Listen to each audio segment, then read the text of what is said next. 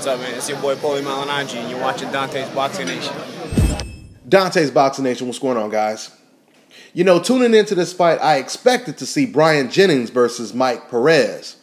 Instead, it looked like we got a little bit of Crawford versus Gamboa all over again, at least in the first half of the fight. Just like in the Crawford versus Gamboa fight, for the second time, I was surprised that the shorter Cuban southpaw fighter was able to outbox and outslick the taller American fighter.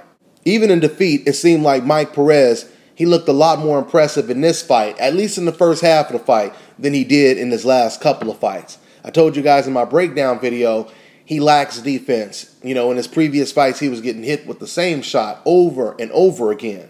So it suggested that he would be tailor-made for a technician like Brian Jennings.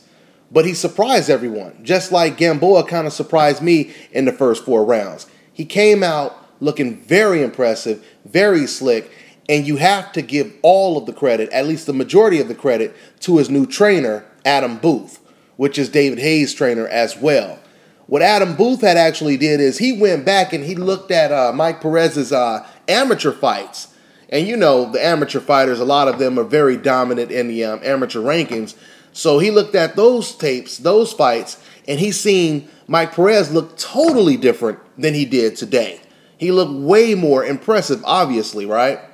So, you know, he tried to basically incorporate what Mike Perez was doing as an amateur to what he needs to do in the pro rankings.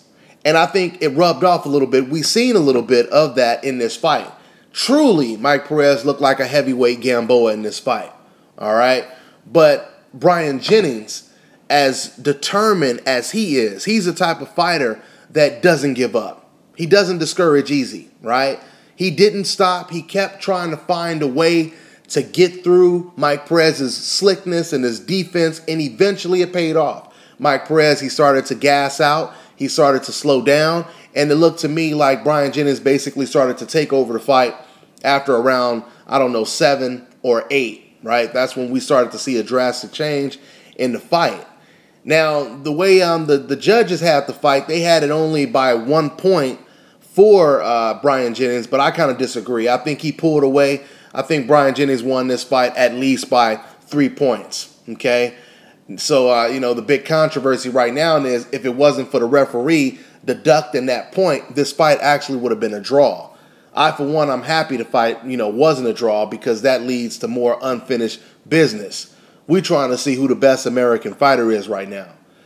So it was basically like a little bit of a heavyweight tournament going on right now, a 4-man tournament with the winner of this fight, Brian Jennings, just beating Perez, now fighting the winner of Berman Stavern versus Deontay Wilder. So we'll see how Wilder versus Stavern plays out.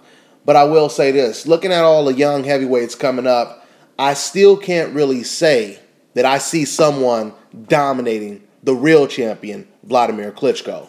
Right now, I think Klitschko, he has an edge on all of these young heavyweights. You know, none of them really seems like the complete package, you know, when it comes to going up against someone like Vladimir Klitschko. Speaking of Klitschko, watching the Brian Jennings versus Mike Perez fight, when Perez got tired, he gassed out, he started to do a lot of holding.